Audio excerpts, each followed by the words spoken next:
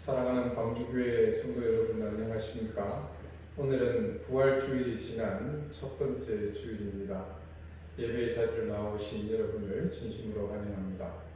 먼저 예배에 앞서 이번 코로나로 인해서 고통받고 있는 이 땅을 위해서 함께 기도하는 시간을 갖겠습니다. 질병과 싸우는 분들을 위해서, 또 확진을 받아서 고통 중에 있는 이웃들을 위해서, 그리고 교회가 이 사태로 인해서 예배당에서 예배를 드릴 수 없는 이 상황이 속히 물러가게 해달라고 우리 함께 같이 기도하겠습니다. 그리고 우리 교회 박상인 원장님을 위해서도 이 시간 함께 속히 하나님께서 기적과 같은 은혜로 치유해 달라고 그렇게 함께 잠시 기도하겠습니다.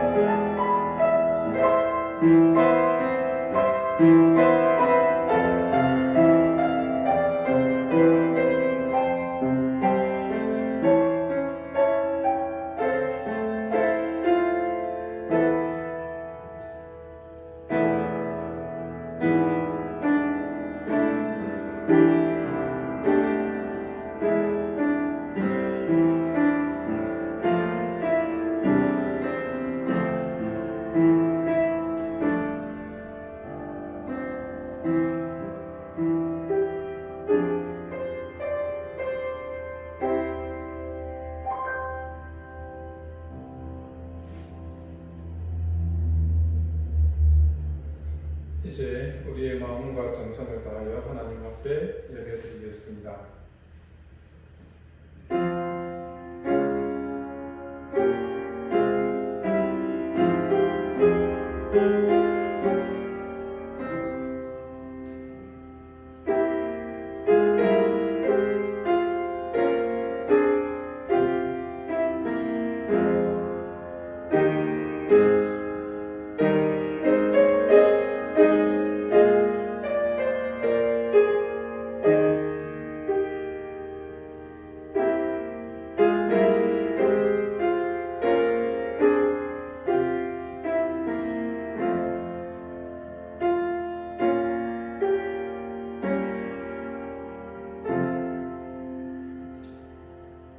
내가 죽지 않고 살아서 여호와께서 하시는 일을 선포하리로다.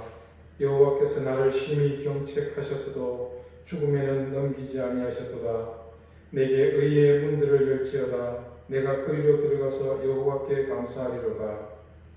아멘. 우리에게 부활이라는 새로운 소망의 이름을 주신 주님, 어둠을 물리치시고 새 희망의 빛을 우리에게 비춰주신 주님의 부활이 온 우리에 비치는 이 아침, 우리의 마음과 정성을 다해 참 마음으로 성부, 성자, 성령 삼위일체 하나님을 향해 경배를 드립니다.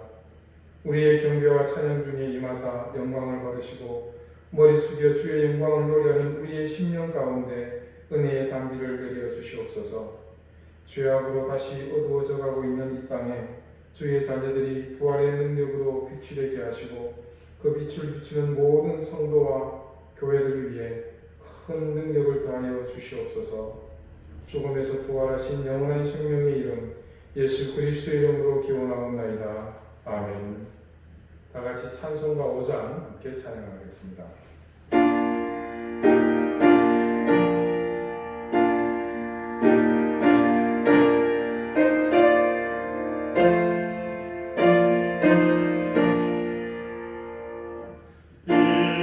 주여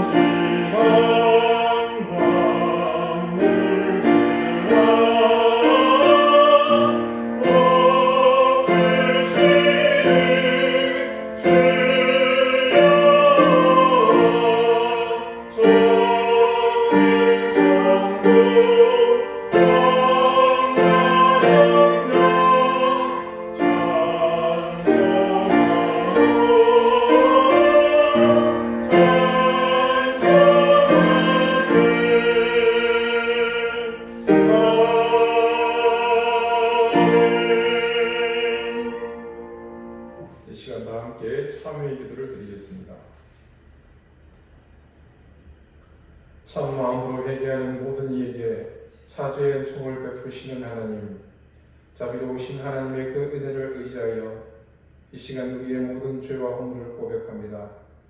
죽음의 권세를 깨뜨리시고 부활하신 주님의 능력이 곧 우리의 힘이요 권세가 되었지만 우리의 삶은 부활의 능력과 또 그 권세와는 너무나 먼 삶이었습니다. 부활의 능력으로 깨뜨리신 죽음의 권세를 찾아 여전히 방황했고 나에게 부활의 능력과 권능이 살아 숨쉬는 그 삶을 거부하며 살았습니다. 돈을 쫓아 명예를 쫓아 험악된 세상의 권력을 쫓아 살았습니다. 우리는 부활의 첫 열매 되시는 주님을 따라 부활의 삶이 약속되어 있었지만 썩고 없어질 육체의 소욕을 따르며 살았습니다. 그래서 말씀을 따라 영적으로 사는 삶은 우리에게 없었습니다. 하늘의 소망을 따르는 참된 하나님의 자녀다움도 상실해버렸습니다. 주님, 우리의 이 죄를 용서해 주십시오. 부활의 삶을 살지 못하고 멸망과 죽음으로 이어지는 육체의 길을 소망하며 살던 우리의 지난 삶을 용서해 주십시오. 이제는 하나님과 나만이 하는 죄를 생각하며 계속해서 침묵 가운데 참회의 기도를 드립니다.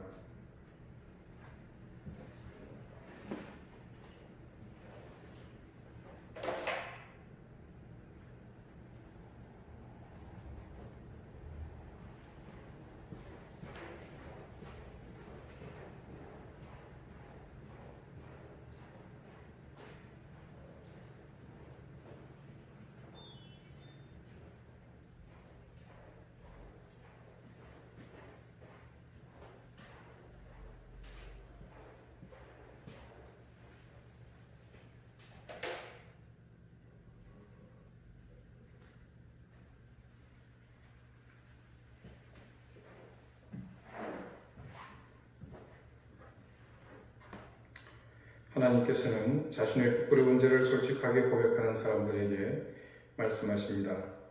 여호와께서 말씀하시되 오라 우리가 서로 변론하자. 너희의 죄가 주홍 같을지라도 눈과 같이 희어질 것이요 진홍같이 붉을지라도 양털같이 희게 되리라. 아멘. 이제는 사도신경으로 우리의 신앙을 고백하오니 나는 전능하신 아버지 하나님 천지의 창조주를 믿습니다. 나는 그의 유일하신 아들 우리 주 예수 그리스도를 믿습니다. 그는 성령으로 잉태되어 동정녀 마리아에게서 나시고 본디오 빌라도에게 고난을 받아 십자가에 못 박혀 죽으시고 장사된 지 4일 만에 죽은 자 가운데서 다시 살아나셨으며 하늘에 오르시어 전능하신 아버지 하나님 우편에 앉아 계시다가 거기로부터 살아있는 자와 죽은 자를 심판하러 오십니다. 나는 성령을 믿으며 거룩한 공교회와 성도의 교제와 죄를 용서받는 것과 몸의 부활과 영생을 믿습니다. 아멘. 이제 다 함께 성시를 교독하겠습니다. 성시는 교독문 78번 요한복음 14장입니다.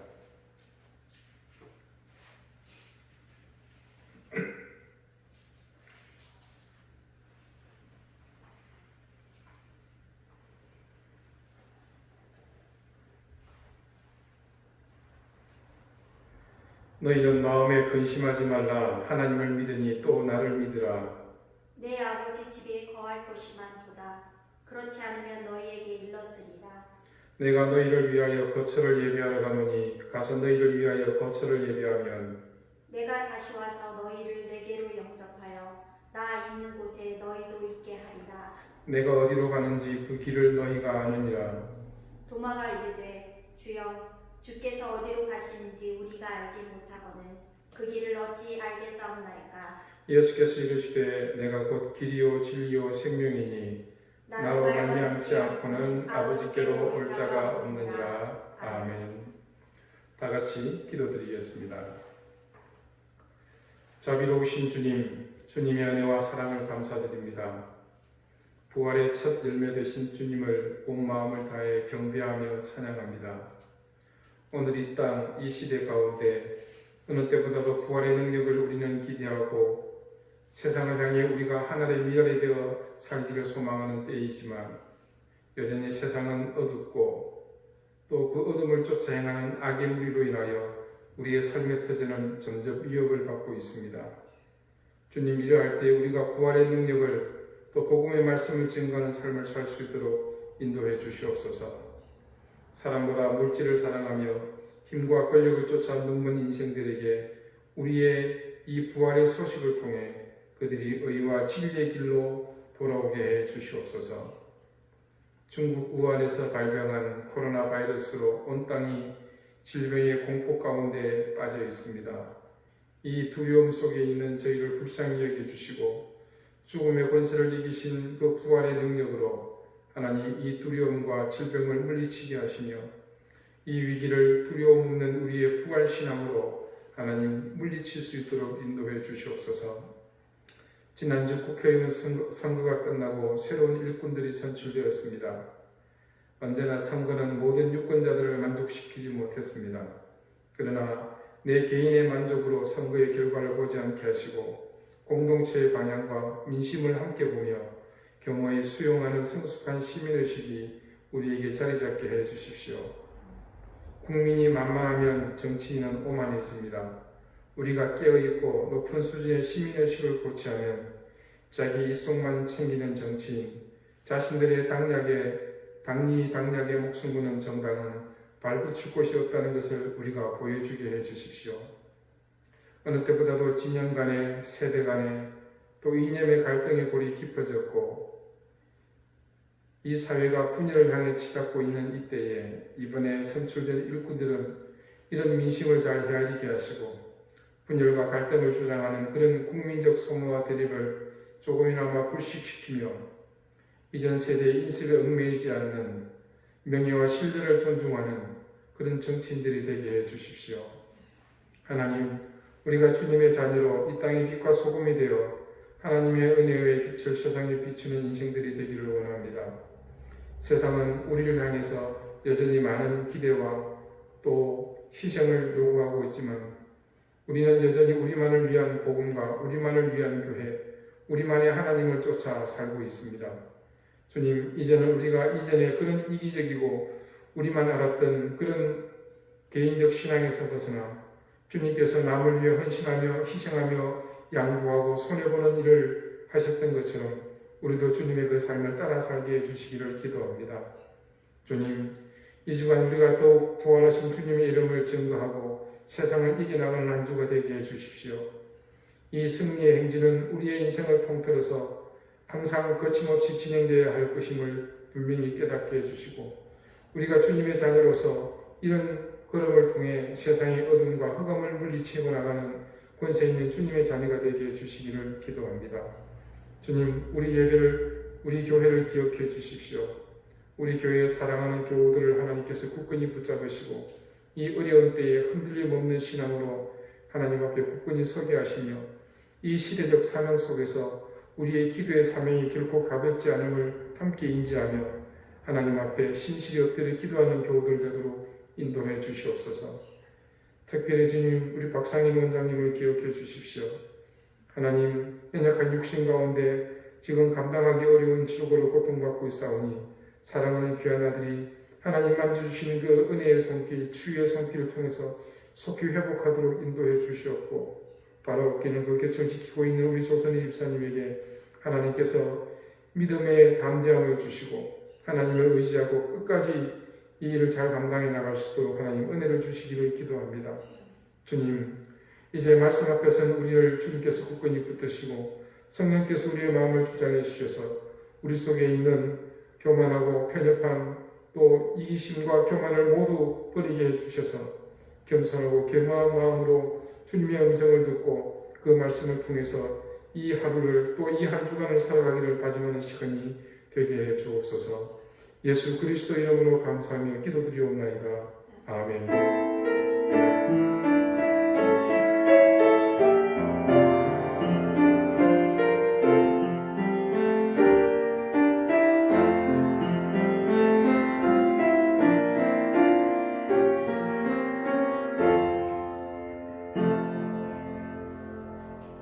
찬송가 21장 다 함께 찬양하겠습니다.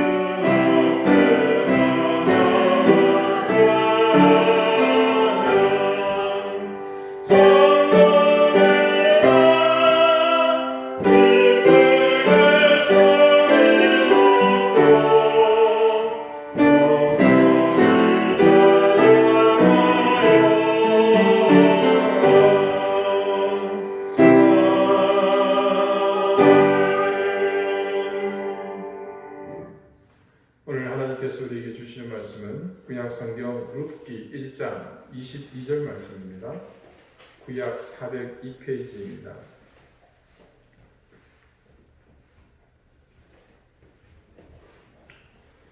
룻기 1장 22절의 말씀을 제가 읽겠습니다. 이제 다 같이 하나님의 말씀을 경청하십시오.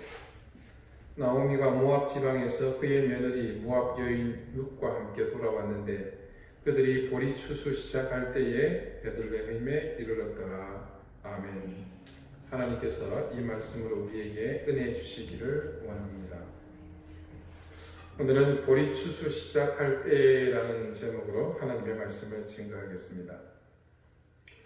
룻기 말씀을 준비하면서 제가 몇 권의 책을 구입했습니다. 그 중에 유대인의 관점에서 본 룻기라는 책이 있습니다. 이 책의 저자는 여성인데요. 다이앤 A. 맥밀이라는 분입니다. 특별히 이분은 이스라엘을 위한 사역에 부름받은 그런 사역자라고 합니다. 이 저자 다이앤이 이 책의 서두에 자신이 구약 성경의 룻기에 특별하게 접근하게 된 한 경험을 이야기합니다. 1995년 8월 19일 주일 아침 생각지도 못한 놀라운 여정이 시작되었다. 나는 편도선염이 도저 알아 누워 있었고 남편 켄은 교회에 간다고 나갔다. 열은 펄펄 끓고 침을 삼키기 어려울 정도로 목이 얼마나 아팠던지 차라리 죽는 것이 낫겠다 싶었다. 그런데 문득 육성처럼 선명한 목소리가 들렸다. 안녕하세요. 제 이름은 룻입니다. 나를 묵상하는 것은 슈퍼마켓에 가는 것과 같답니다. 충격이었다. 몸이 아프다는 사실을 잠시 망각한 나는 벌떡 일어나 책상으로 가서 금방 들은 음성을 적어두고 성경을 집어 다시 침대로 돌아왔다. 무슨 소리일까? 기대감에 서둘러 구약의 룻기를 펼쳤다. 무언가 보물 같은 하나님의 계시가 불쑥 튀어나올 것 같았다. 다이앤은 4장밖에 되지 않는 이 짧은 룻기를 단숨에 읽었습니다. 그런데 실망스럽게도 그녀는 기존에 자신이 알던 것에서 새로운 다른 내용을 전혀 발견할 수 없었습니다. 그렇지만 하나님께서 정말 무언가 말씀하셨다고 믿었기 때문에 낙담하지 않았습니다. 오히려 그 음성이 무엇을 의미하는지 깨달을 때까지 포기하지 않겠다고 다짐을 했습니다.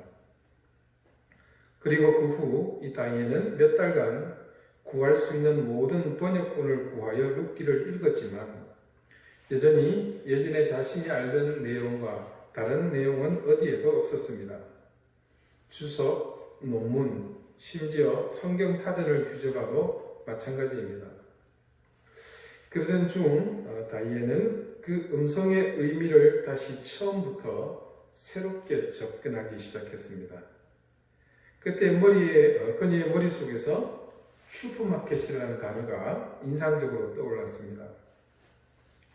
룻이 자신에게 말하기를 자신을 묵상하는 것이 슈퍼마켓에 가는 것과 같다라고 이야기를 했습니다.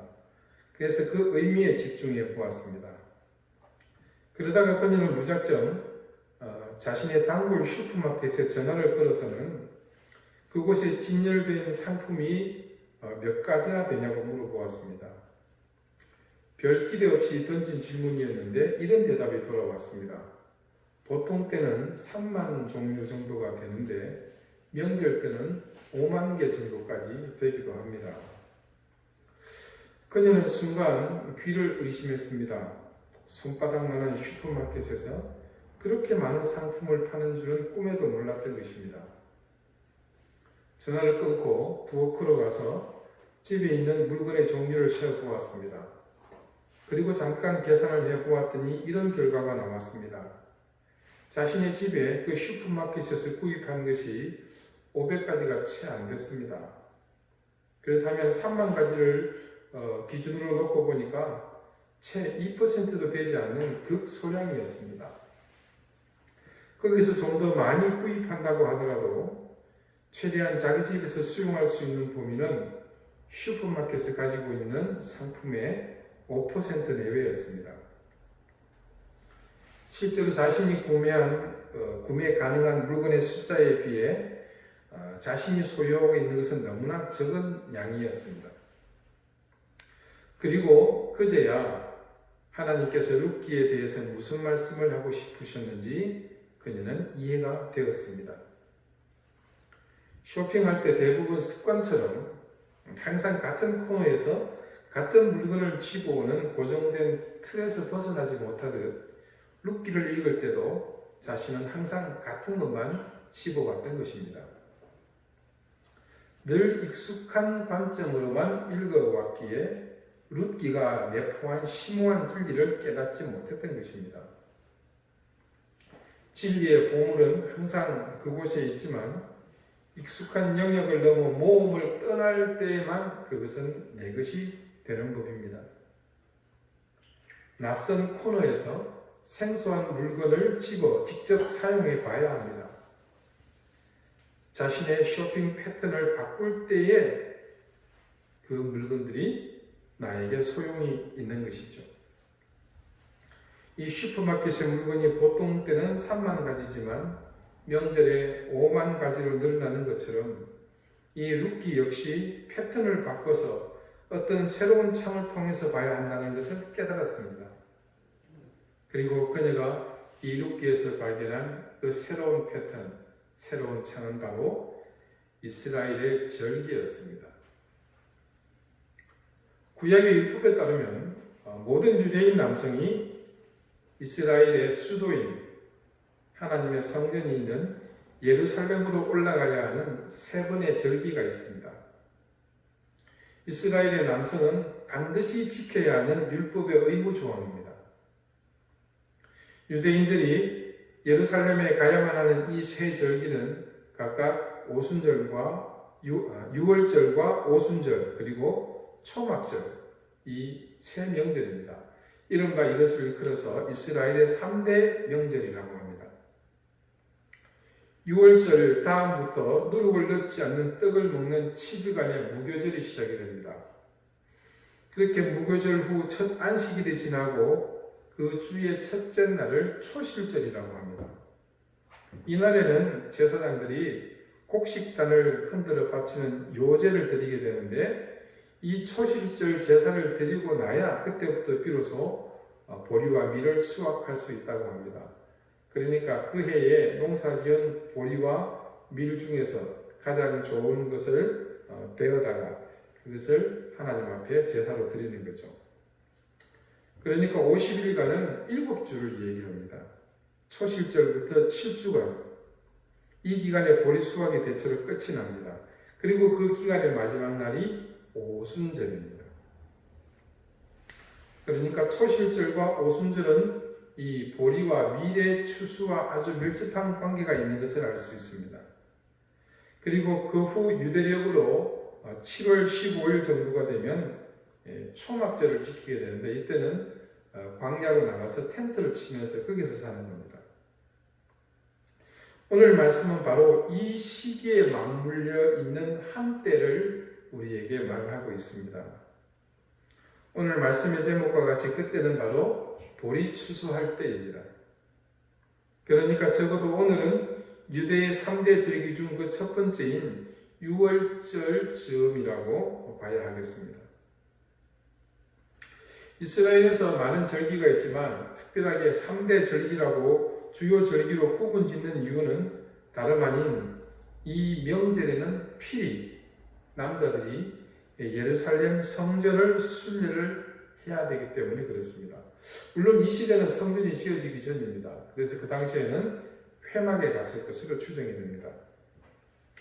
그래서 유대의 달력에서 이 3 절기는 끊어짐 없이 서로 연결되어 있습니다. 그렇다면 지금 나오미와 룻이 함께 서 있는 베들레헴의 성내에는 어떤 일이 벌어지고 있었을까요? 오늘 말씀은 보리 추수할 때라고 기록하고 있는 것으로 봐서 이제 6월절이 시작되고 무교절 그리고 이어서 초실절이 시작될 무렵인 것입니다. 자, 자기 집에 남편인 엘리멜렉 그리고 두 아들 말론과 기론이 없으니까 나오미의 집은 지금 이 절기를 의욕적으로 지킬 수 없습니다. 하지만 이제 곧 나오미와 룻이 만나게 될 이 보아스의 집안은 아주 분주하겠죠.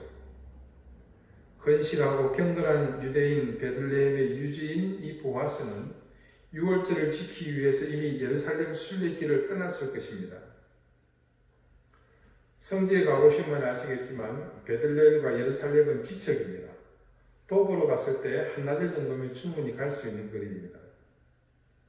그래서 아마 여유가 있는 보아스는 가족들 모두를 데리고 예루살렘으로 갔을 것으로 추정됩니다. 그곳에서 보아스는 가족과 친지들과 함께 6월절 또 무교절을 지냈을 것이고 초실절 제사까지 드렸을 것입니다. 율법의 규례대로 자신의 토지에서 자란 가장 튼실한 보리땅을 들고 갔을 것이고 하나님께 그것을 흔들어 제사를 드린 이후 다시 베들레헴으로 돌아와서 비로소 보리 추수를 시작할 수 있습니다. 자, 그렇게 초실절까지 모두 지내고 난 이후 보아스의 일행은 베들레헴으로 돌아올 수 있었습니다. 그리고 하룻밤 자고 나면 그 이튿날부터 뭘 하는 겁니까? 보리 수확을 시작하게 되는 거죠. 나오미와 룻이 돌아온 시기가 바로 지금 그때입니다. 이 시기에 베들레헴으로 이 고부간이 돌아왔다는 것은 유대의 절기를 잘 이해하고 볼 때 굉장히 중요한 의미가 있다는 것을 이제 여러분도 어느 정도 짐작하실 겁니다. 지난주 설교 말씀 시작에 이런 내용을 말씀드린 적이 있습니다. 베들레헴에 나오미와 룻이 돌아왔을 때에 그들을 제일 먼저 영접한 사람들이 있었다 그랬죠. 19절 후반부에 기록된 말씀에 나오미에게 말을 거는 사람들입니다. 이르기를 이가 나오미냐 하는지라. 자, 여러분 이 문장에서 하는지라 이 동사의 성수를 제가 말씀드렸죠. 3인칭 여성 복수형이라고 그렇게 말씀을 드렸습니다. 그래서 지금 이 말을 거는 사람들은 누구라고요? 그 성내의 여인들이다. 제가 그렇게 말씀을 드렸습니다. 이때 말하는 그들이 모두 여성인 이유가 있습니다. 그거는 말씀에서 기록하고 있습니다만 이 내용을 절기와 맞물려 다시 살펴보면 당연히 여성 복수형 외에는 다른 게 쓸 수가 없는 상황입니다. 자, 그 히브리어 화법에 지금 이 시대에는 이해할 수 없는 것이 있는데 이런 것입니다. 예를 들면 한 건물에 한번 1000명이 앉아있다고 생각해 봅시다. 그 중에 한 명이 남자고 999명이 여자라고 해도 그 사람들을 이끌 때는 남성형을 사용해야 한다고 합니다. 그러니까 남자 외에 다른 사람들은 다 사람 취급을 못 받는 거죠. 이 법은 사실 지금도 유효하다고 합니다. 그러므로 19절 말씀 중에서 이에 그 두 사람이 베들레헴까지 갔더라. 베들레헴에 이를 때에 온 성읍이 그들로 말미암아 떠들며 이르기를 이가 나오미냐 하는지라. 자, 온 성읍이 떠들었다고 말할 때 동사를 여성형 복수로 기록했다는 것은 실제로 그러면 무슨 얘기입니까? 그곳에 남자는 단 한 명도 없었다는 그런 말입니다. 자, 이 부분에 대해서 유대적 관점에서 본 룻기를 기록한 저자인 다이에는요, 나오미의 사전 계획이 있었다는 사실을 제기합니다. 나오미는 정통 유대인으로 살았기 때문에 언제 남자들이 6월절 제사를 드리러 예루살렘으로 떠나고 또 언제 베들레헴으로 돌아오는지를 정확하게 알고 있었던 거죠. 나오미가 용이 주도한 사람이었다면 남자들의 눈을 피해 성읍으로 돌아올 절호의 기회를 분명 노렸을 것입니다. 에이 무슨 말이냐, 차라리 남자들을 만나는 게 낫지 말 많은 여자들을 만나는 게 그게 더 힘든 일 아니냐라고 말할 수 있습니다. 그렇지만 실제로 나오미에게는 이 상황이 남자들을 만나는 것보다는 더 수월했을 것이라는 추측입니다. 만약에 여러분 마을에 남자가 있었다면 여성들이 때로 몰려와서 이렇게 희희낙낙 할 수 없습니다. 이런 상황은 여성의 처지인 나오미가 더 잘 알겠죠. 그리고 거기에 더하여 나오미의 선택은 한 가지입니다. 비난은 최소한으로 받으면서 조금이라도 큰 소리 칠 수 있는 상황이 바로 지금이지 않겠습니까? 만약 그곳에 남자들이 있었더라면 나를 나오미라고 부르지 마라, 마라라고 불러라, 이런 얘기를 할 수도 없었다는 거죠. 그리고 지금 곁에 누가 있습니까? 며느리 룻이 있습니다. 며느리 보는 데서 손가락질과 비웃음을 당하느니 아직도 권위 있는 척 당당하게 상황을 주도하는 것이 나았을 것입니다. 그러려면 지금이 가장 최적의 타이밍입니다. 먼저 큰 소리부터 치고 봐야 했고 남자가 없는 지금이 바로 그 타이밍입니다. 그래서 나오미가 볼이 추수할 때에 맞춰서 돌아온 의도는 바로 여기에 있었습니다. 자, 그러면 룻기 시작으로 다시 돌아가 보겠습니다. 그 땅에 흉년이 들었습니다. 그래서 엘리멜렉의 가정은 모압으로 이주했죠. 우리는 이제 엘리멜렉의 가정이 모압으로 이주한 그 의미를 잘 압니다. 그들이 하나님의 뜻을 외면하고 자신들의 의지로 택한 그 길을 하나님은 함께 하시지 않았습니다. 결국 모든 희망이 사라진 뒤 남겨진 여인들은 그래서 결국 베들레헴으로 돌아오는 길을 선택할 수밖에 없었죠.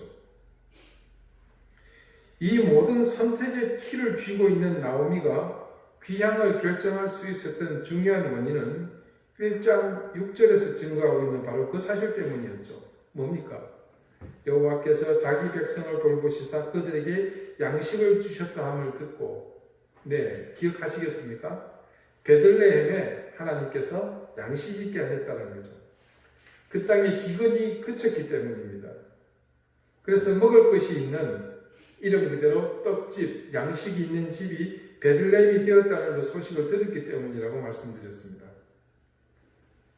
이 사실에 대해서는 이미 사전에 말씀드린 대로 영적 의미가 있음을 그 시대, 즉 사사시대의 특징과 더불어서 설명을 드렸죠. 기근은 결단코 우연이 아니었습니다. 이스라엘 백성의 불순종에 대한 하나님의 뭐였습니까? 징계였죠. 그 불순종의 아이콘은 다름 아닌 이것입니다. 그들의 소견에 옳은 대로 행하였더라. 즉, 그 시대에 하나님의 명령과 법도와 규례가 무시되고 인간의 의지가 극에 달한 그런 영적인 암흑 시대의 도래였습니다. 그 시대는 그야말로 인간의 뜻이 하나님의 뜻을 앞서 있었던 것입니다. 여러분, 하나님의 뜻이라는 것은 여러 의미로 해석이 가능하겠습니다만 대체적으로 그것은 순리입니다. 창조의 섭리와 그리고 그 섭리대로 움직이는 우주 만물의 질서가 바로 그 핵심이죠. 그래서 거대하지만 때로는 세밀한 질서 속에서 시간과 공간이 하나님의 섭리에 따라 조화를 이루는 것입니다. 반면에 자기 소견에 옳은 대로 행하는 인간의 뜻이라는 것은 어떻게 이해할 수 있겠습니까? 방금 말씀드린 그 하나님의 뜻에 비추어서 해석해 보자면 인간의 뜻이 가장 강력하게 반응하는 것은 바로 인간들이 바라고 소망하는 것, 탐욕, 욕망 때문이죠. 그래서 인간의 뜻을 가장 강력하게 지배하는 힘은 당연히 욕망입니다. 탐욕입니다. 욕망과 그 탐욕은 그 근본이 집착과 소유에 있으니까 그런 욕망에 사로잡힌 사람에게 질서와 조화는 그 자체가 무의미합니다. 더군다나 그 주체가 하나님이 아닌 한계가 있는 인간이죠. 그러니까 그 욕망과 탐욕의 저변에는 한계와 인간의 죄성이 가득할 뿐입니다. 그러므로 인간의 욕망이 극대화되는 곳, 그래서 그들의 소견에 옳은 대로 행하는 그곳에는 질서와 조화가 파괴됨으로 인해서 필연적으로 혼돈과 무질서가 나타나게 마련입니다.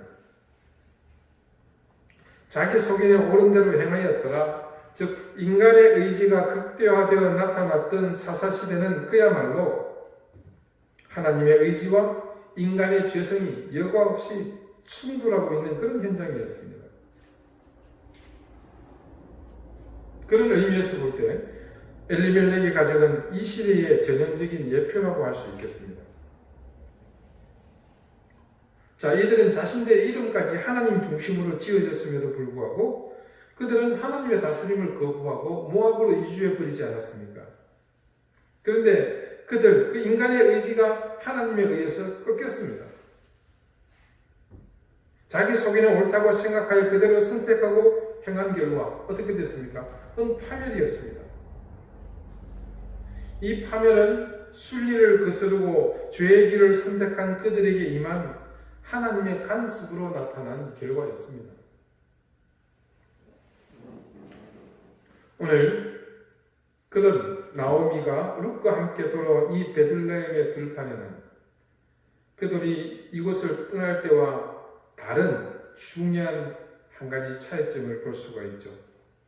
네, 그것은 그때는 할 수 없었던 보리를 수확하는 일입니다. 자신들의 속에는 옳은 대로 행하던 시절에는 하나님의 순리가 그 땅에 그치는 역사가 일어났습니다. 시절을 따라 피고 열매 맺는 일이 중단되었습니다. 그것은 비단 곡식뿐만이 아닙니다. 가축이나 다른 과목들도 마찬가지였을 것입니다. 그렇게 나타난 결과는 결국 이들로 하여금 하나님 앞에 엎드리고 그분의 뜻에 순종하는 결과로 이어져야 했지만, 그러나 그런 상황에서도 자신의 뜻을 꺾지 않고 하나님을 향해 여전히 자신의 속임대로 행했던 겁니다. 그랬기 때문에 하나님의 주권을 피해 모압으로 갔습니다. 하지만 그들은 더 나아갈 곳이 없었습니다. 더 이상 나아가지 못하는 곳, 그들이 서 있던 곳은 어디였습니까? 바로 죽음 앞이었습니다.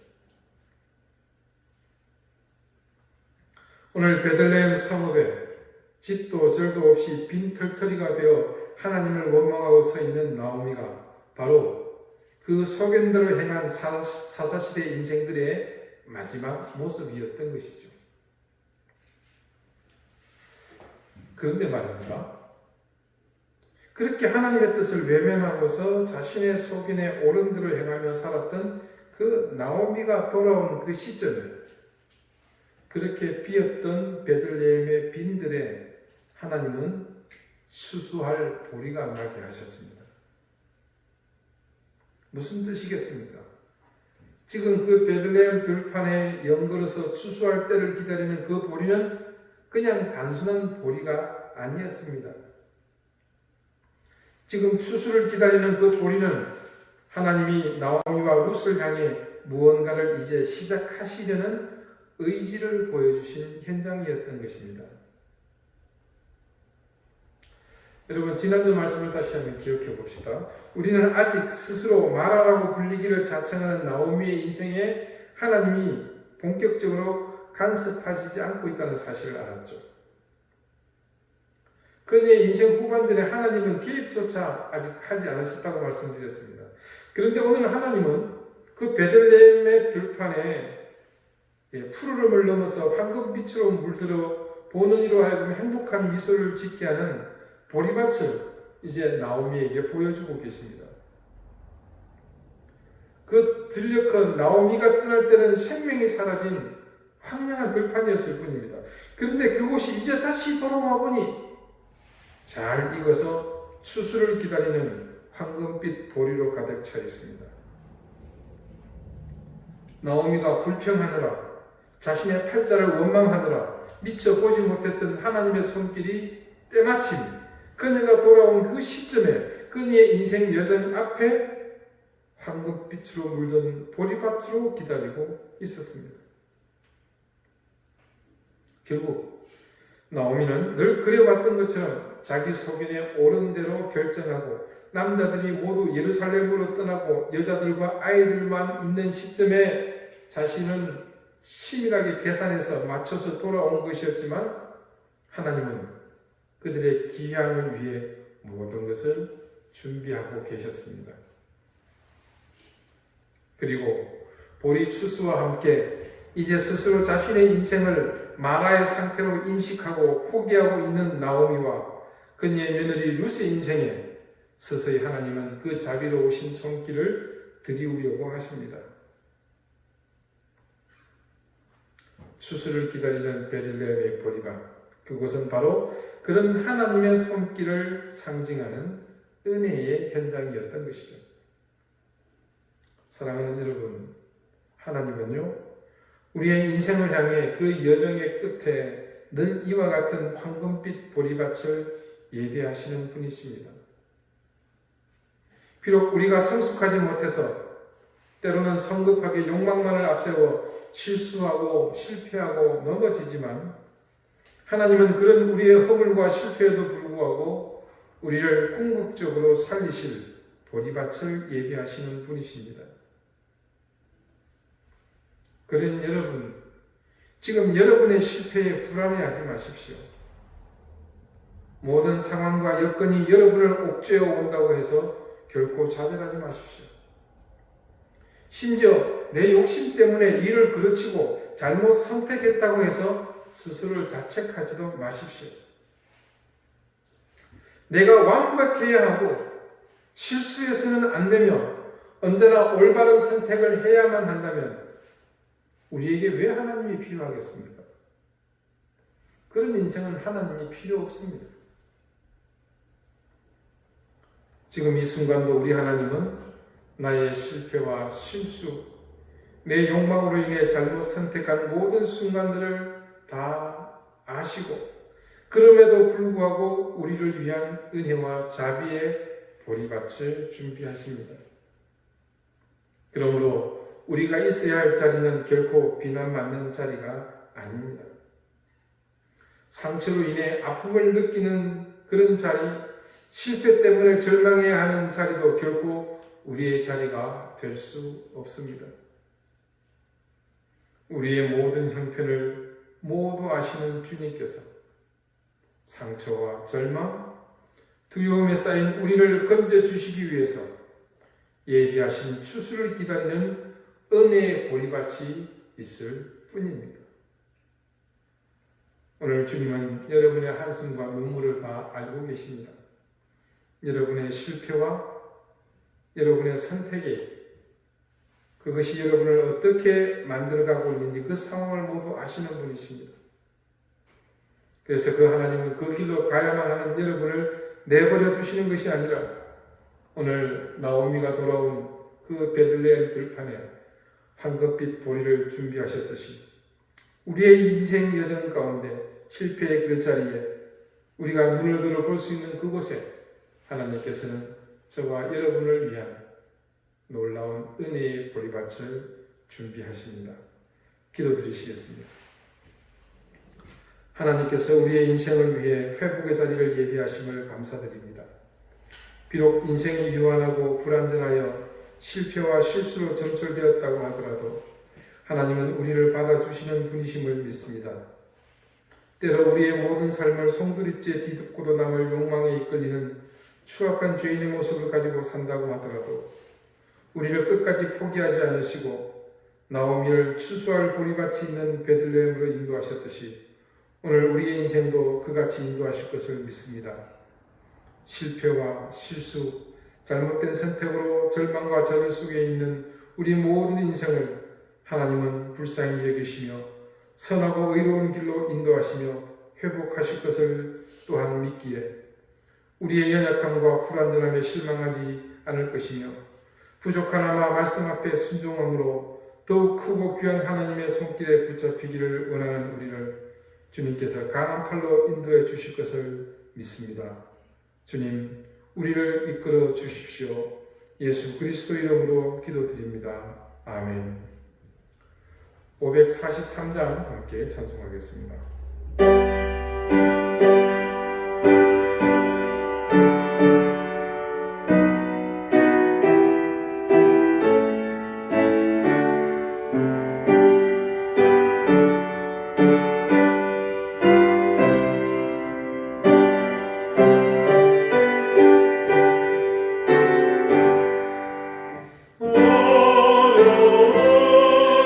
내가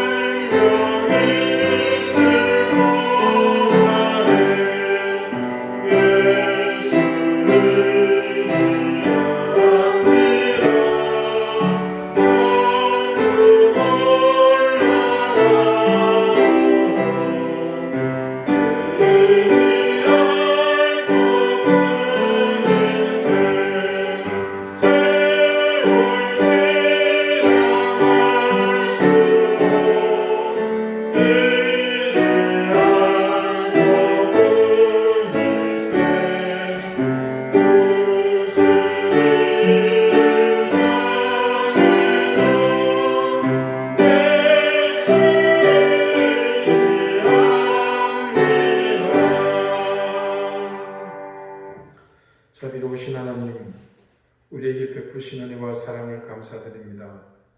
한없이 우리에게 주시는 하나님, 부어주시고 흔들어 넘치도록 우리에게 채우시는 하나님, 우리에게 있는 이 모든 것이 하나님의 그 주심의 결과이기에 우리는 그것을 잊지 않고 감사하는 마음을 이 예물에 담아서 드립니다.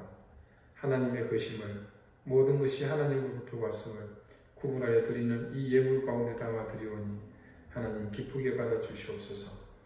드린 손길에 그 마음을 헤아려 주시고 그들을 복 주실 때는 하늘의 신령한 은혜와 땅의 기름진 복을 넘치게 더하시고 그 가정과 생업, 사랑하는 자녀들이 더 큰 은혜와 복을 누리게 해 주시옵소서. 감사드리며 예수 그리스도 이름으로 봉헌 기도드립니다. 아멘. 교회 소식 알려드리겠습니다. 특별한 광고는 없습니다. 대신 코로나 바이러스 예방을 위해서 현재 계속 시행하고 있는 사회적 거리두기에 우리 교회가 함께 참여하고 있음을 기억하시고 당분간 여러분에게 카톡을 통해서 공지하기 전까지는 영상 예배를 드리는 점을 양해 바라겠습니다. 첫 번 기도 때도 말씀을 드렸지만 우리 박상현 원장님을 위해서 계속해서 여러분 기억하고 또 이름을 불러가면서 함께 기도해 주시길 부탁드리겠습니다. 또 우리 교회의 환우들을 잊지 말고 기억하고 기도하십시다. 유아순 권사님, 우리 전은숙 집사님 어머니, 또 우리 저스틴 그리고 전설이 전도사님의 남편 되시는 최영수 집사를 위해서 계속해서 기도해 주시고 또 여러분 현재의 어려움과 환란이 속히 지나가도록 위해서 함께 꼭 기도해 주시기를 부탁을 드리겠습니다. 이제 다같이 찬송가 54장 함께 찬송하시겠습니다.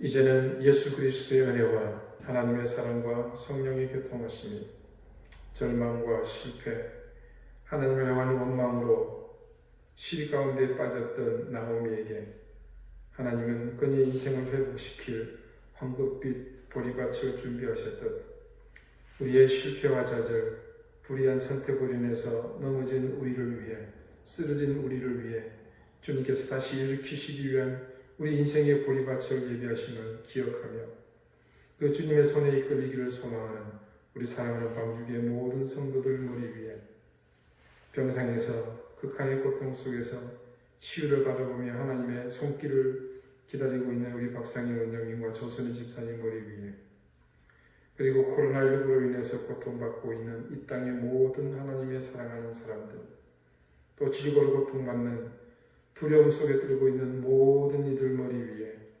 이제부터 영원토록 항상 함께 하시기를 간절히 축원하옵나이다. 아멘.